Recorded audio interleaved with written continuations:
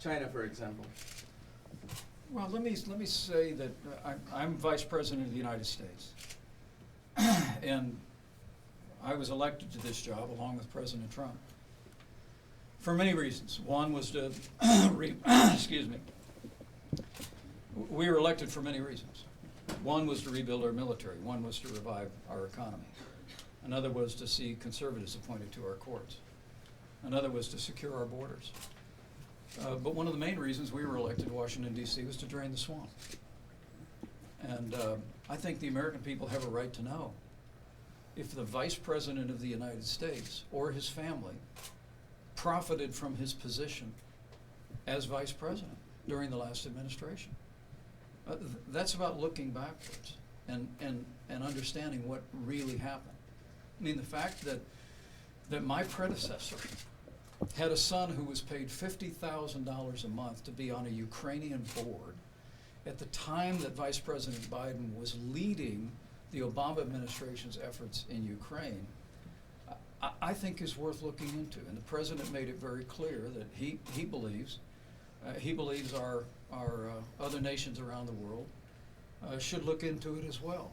I mean, the simple fact is that when you hold the second highest office in the land, it comes with unique responsibilities. Not just to be above impropriety, but to be above the appearance of impropriety.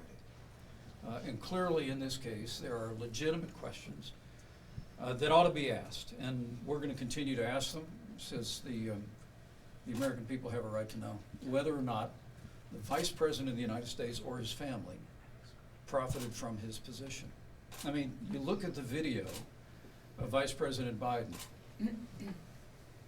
and you see there was clearly a quid pro quo. He said if a prosecutor was not fired, who among other things was investigating the company his son sat on the board of, that he was going to withhold $1 billion.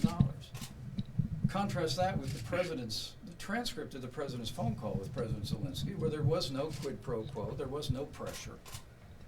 And I think it's why most Americans want to get answers about what was going on, and to have Ukraine, particularly, as the president said, to get to the bottom of it.